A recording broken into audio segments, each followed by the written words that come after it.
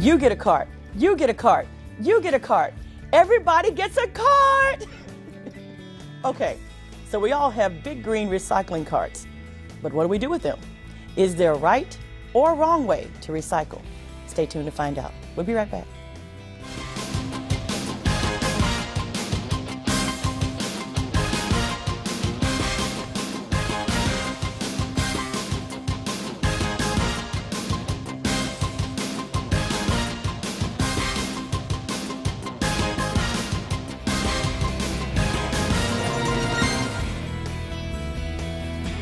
Hi, and welcome to Wasting No Time on HTV. I'm your host, Sharon Moses. We are still flying high on the wings of our successful rollout of the 96-gallon recycling carts, and as you can see, we're still talking about it. So, okay, now what? So everybody has a cart. What do you do with it now that you have it? Believe it or not, there really is a right way to recycle. We want to talk about that today.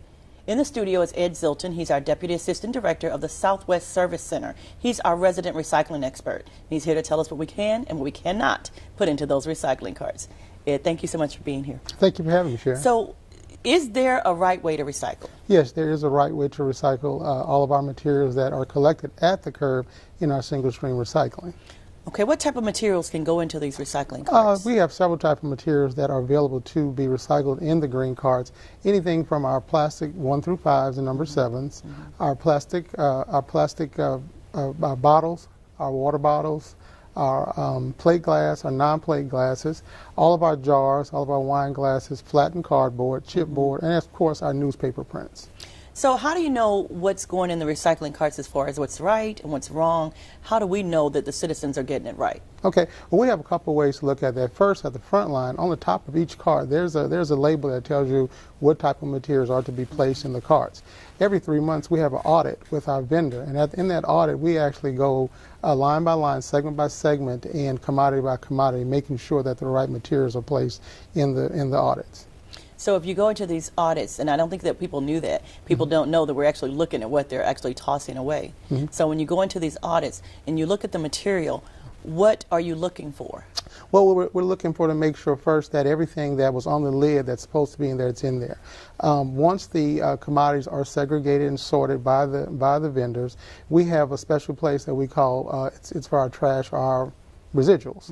In those residuals, these are the trash contents that are taken from the recyclable materials. We look at them, we talk about them, we film them, we audit them also, so we can go back and educate our citizens on telling them what are the right things and the wrong things to be placed in the cart. So with it being a right way and or a wrong way to recycle, if we're recycling right, then I'm assuming that's good for the city of Houston, correct? How does it help for us to get it right? Okay, it helps for us to get it right in a couple of ways. One, with those residuals and trash, we have to actually pay for those, because once that's taken out of the stream, we have to pay for that disposal. But if we're near right or getting at least 100% right correctness on our type of materials, then we actually get paid for that, and that betters our bottom line when it comes to revenue. And if we get it wrong? If we get it wrong, we have to pay for it, and that's not one thing we want to stay with because we don't have a budget for that. So we're either getting paid or we're not getting paid. We're either paying for it or we're receiving money for it. Is that what you're saying? That's correct, right. The close that we get it right, we get money for it as we sell those commodities to our MRF and to our end users. But when we get a lot of trash and residue, we have to pay for that disposal. And you said MRF, just for clarity, what does that mean? A MRF is a material recovery facility. Those are the ones here in town that actually take all the single stream recycled materials and they process it for us. So we're in the city of Houston is not processing the single stream material? No, ma'am. We're only collected it at the curb, and we then ship that material over to a MRF. The MRF then segregates, sorts the materials, bale it up, and then it's sent out and sold to the open commodities market. So what happens if we're getting a lot of wrong material? How is that? I know we've asked that question, but how is that kind of, spell it out a little bit. We're looking at this, is it still recyclable material or is it now something else? Some things that are in the stream that are recyclable, for instance, like a lot of people may put clothes, textiles in there. Of course, we don't want to put that in our single stream recycling, but we do have a market and a collection point for it here in the city, i.e. our drop-off centers, our West Park recycling centers, and our neighborhood depositories. Well, we have receptacles there to take textiles and clothes. We even see some batteries, household batteries. Okay, household batteries are not supposed to be placed in the green recycling carts, but we do have a market and a collection point over at our environmental service centers, where we do have vendors there that will purchase those materials from us. So they're not necessarily say recyclable in single stream, but they are recyclable materials. And I think that's the point. People, they mean well, and they're saying it is recyclable, Yes. but not in the current But cart. not in the you current have single to stream. separate some of that stuff and That's correct. recycle it differently. Yes, ma'am. If we contaminate the load, have we, and contaminate it by putting the wrong material in there, have we ruined the whole recycling process? Well, it won't entirely ruin the process. Some of the materials will be salvageable, but the thing is, we want to make sure we segregate properly, because the more segregation and the more separation we have in the materials, it's going to help the commodity pricing when we bring it over to the MRF for processing. Well, I want to talk to you more about that. I've brought some things out, so Sure. if you'll just hang around and stick with us for the whole show today. I will. More on the do's and don'ts on recycling when we return. Stay tuned.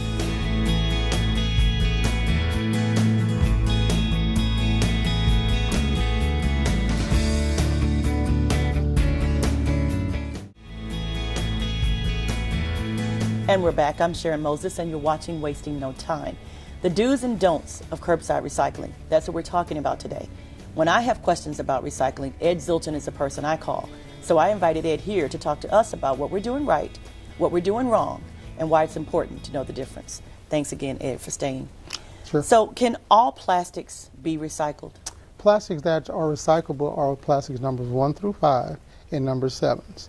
Okay, and you can note those usually on the bottom of your plastic recyclable. It has a dancing triangles with the number in the middle of those triangles that identifies that for you. Now let me ask you this: just because it has a number, does that number alone signify that we can put it in the green carts? Yes, if it has a number and it has that number 1 through 5 or number 7, then it's safe to be put in our single stream It doesn't cart. matter the shape or size? Shape or size, no ma'am. Okay. That's correct. So actually the recycling industry, I think, is changing, because I know at some point when I first started that wasn't the case, but things are changing to where the numbers, they do matter and they're relevant enough to say it's recyclable. Yes, that's correct. And what about glass? I remember when I first started recycling, we had to separate clear, brown, green. Are we still doing that in the single stream? Okay, now in single stream, we're not separating our clears from our browns and our greens, but we are still segregating those at our drop-off centers, because a clear brings a certain amount to the market, brown and green. There's a certain amount of paid or levels of payment in the value of those glasses depending on the color. But as for our single stream,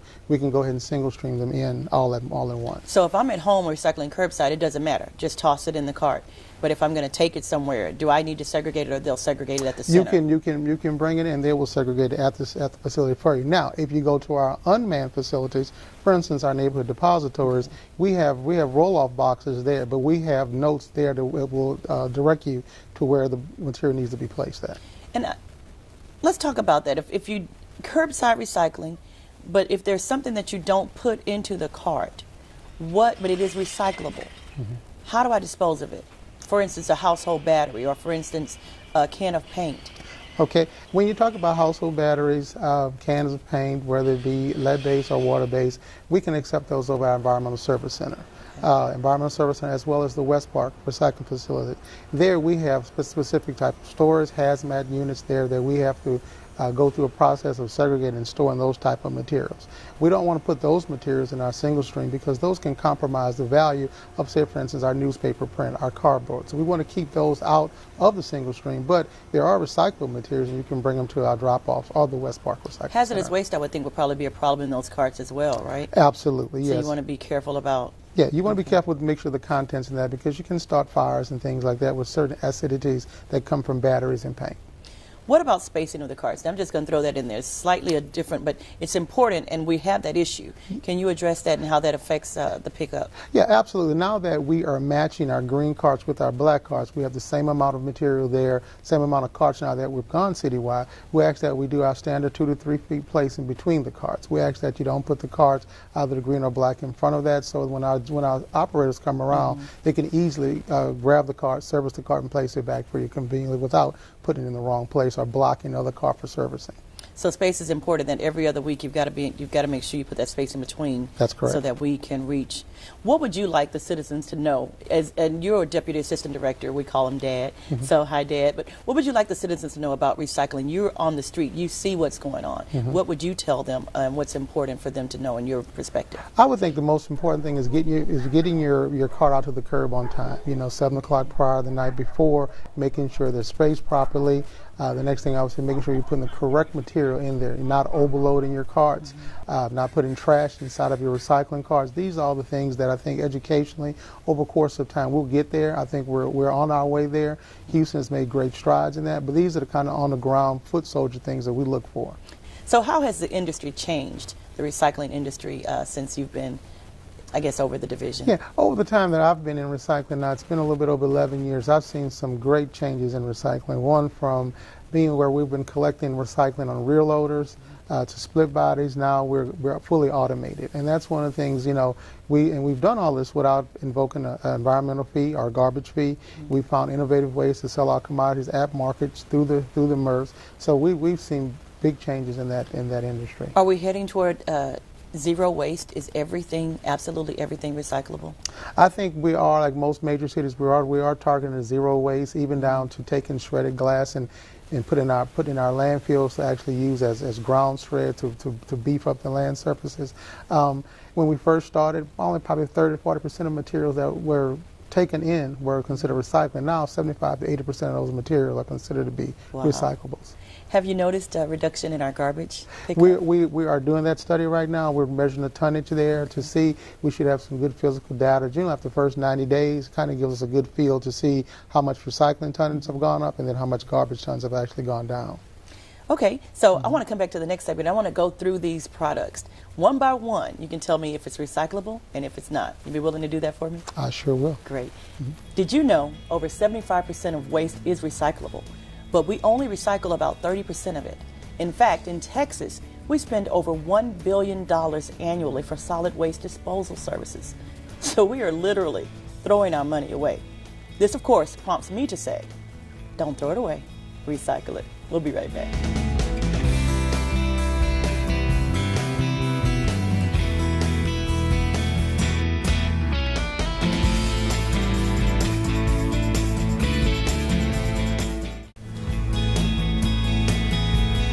Do I recycle this? Can I recycle that? Who knows? That's why we're talking about it today. We get a lot of questions in the Community Outreach Division about what to and what not to recycle. Now, your questions are great questions, and I have to admit that a lot of you are doing it right. But some of us, well, let's just watch the show, shall we? So, Ed, we're back to you. Yes. Now, I have all these products out here. This is kind of like my home recycling, but I want to literally talk about it. And I'm a visual person. So if I take this, and this is plastic, yes, I'm looking for a number, I see it's a 2, is this recyclable? Yes, that is a recyclable product. That can go into our single stream. Okay, so if I were to give this to you, the do's and don'ts of recycling, this is a yes. Yes. Where does it go? This right here, this is a number 2. This is definitely recyclable, and it goes into our single stream recycling bin. Size doesn't matter? Doesn't matter. Okay.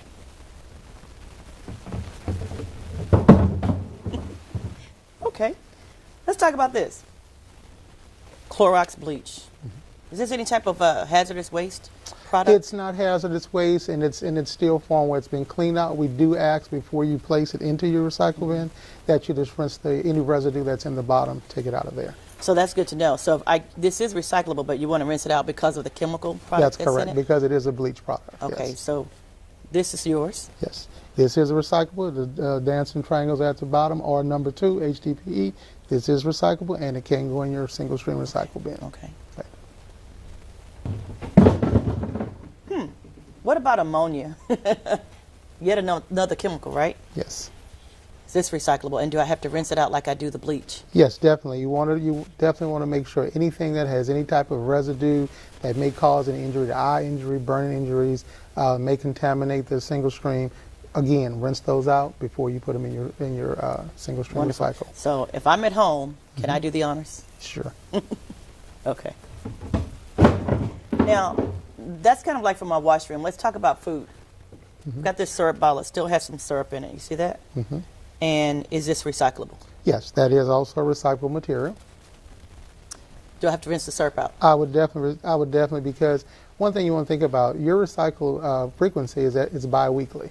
And then you're going to have this material probably in your garage or somewhere, and you don't want any vermins or roaches or anything like that to accumulate. So you want to make sure you get all those things out of the bottom. So I have to rinse this out for more of my benefit than the city, right? Absolutely. That's correct. So, but it is currently recyclable. Yes, this is a recycled product, and it can be placed into your single stream recycle. Okay. Medicine. Dayquil. This is medicine. Is it recyclable? Yes, that's also recyclable. Yes, ma'am. So, and do I need to rinse this out as well? I would. Again, just want to make sure that you keep your recyclables as clean as possible for your benefit and for less contamination that may leak into other stuff. Now, I want to talk about some plastic that might not be recyclable. Okay. Let's kind of switch gears a little bit. Because if I'm looking at the table, all this stuff here, that is currently recyclable, would you say? Yes, that's correct. Including the little tablet, little medicine bottle right there. The medicine bottles, those are also... That's over-the-counter medicine. Over the counter. They also can be placed in our recycle because they are measured in that 1 through 5 that we talked about earlier. What about this type of plastic here? Okay. Is this recyclable? It's not truly a recycle, even though our water bottles, our HDP water bottles come in that, we kind of discourage wanting to recycle those, or as well as the plastic film bags, because with these plastic film bags, most people like to store them in there as they bring them to the drop-off, or even place them in the single stream. What happens when these type of materials, especially the film bags, get to the MRF doesn't hand sort. They do it either by conveyor belt, by people, and by machinery. There's an optical sort there that actually extracts a lot of materials off of the belt. What happens is this film bag is so flimsy, it gets extracted into the optical sort and clogs the optical sort up. Then that becomes a problem for the MRF as they go through their processing techniques on getting the material out to market. So what we've talked to a lot of our local retailers, the Targets, the Walmarts, places like that, and they'll be glad to take these from you as you bring these back. Or what you can do at the time of purchase, ask for a paper bag, and the paper bag will be easy enough to be placed into the single stream cart. So this would not go into the cart? This or this, we would not want that into our cart. Let me give you this. What would I do with this then if it's not recyclable? If that's not recyclable, I would say take all of your water bottles out of that. The water bottles are recyclable in our single stream, and then we'll take that and place that over here to show our non-recyclable materials. So take the bottles out. Yes, that's correct. Put them in the cart. That's correct. And then I guess you would take all of this and pour that content of that. Yes, correct. Like that?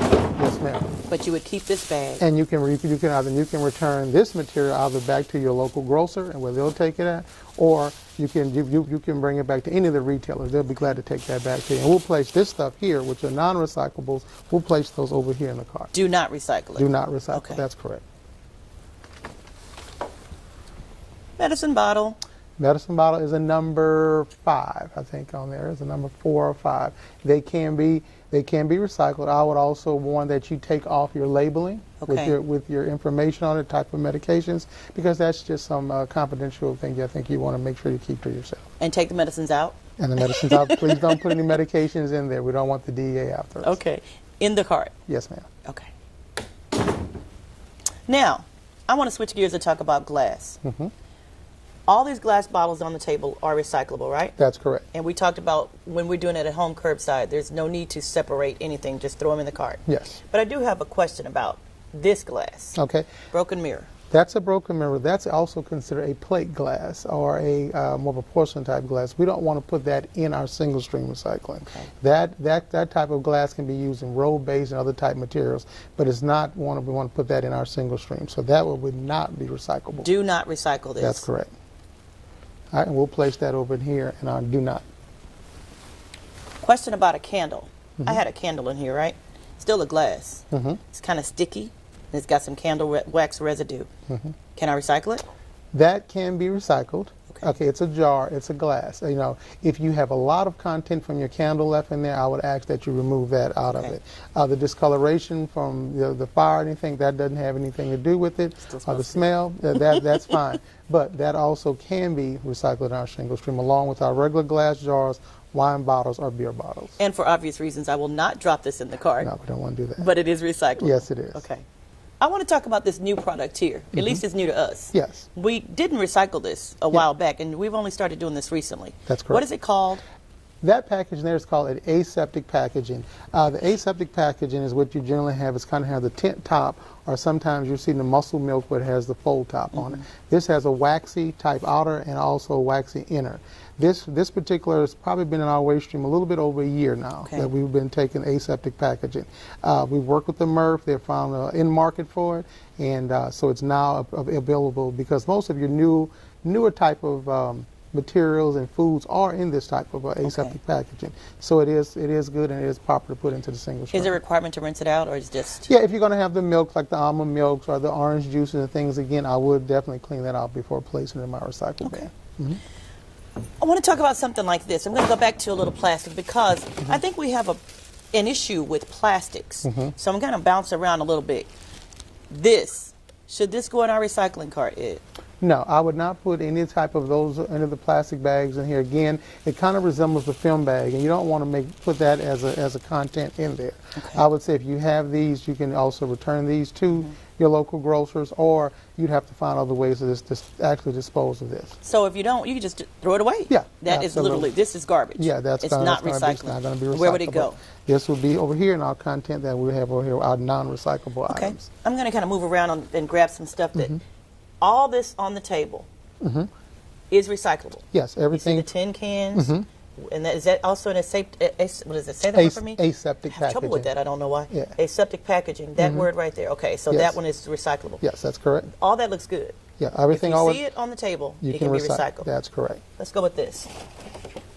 What about this? Okay, aerosol cans. We found a lot of that in our audits. We don't like to recycle those. One being that when the truck picks that material up, and that stuff can actually go into when the guys pack the material in there, that has some air content that can explode, can cause fires. So we try to keep those out of our trucks. Yeah, I was doing that. So even it was kind of coming out, but even if I shake it, I can still hear it. Yeah, so like that air content is still in there, even though it's empty, and people don't realize it. So don't put this in the cart. Don't put this in the single stream. Now, although again, this can be taken over to the Environmental Service Center. People even bring their cooking propane tanks, the empty propane tanks, kind of similar to these. You can bring those over there, and there's also a market for that. But we don't want it placed in our single stream. Do not put it in the cart. That's correct. How about this? Is this recyclable?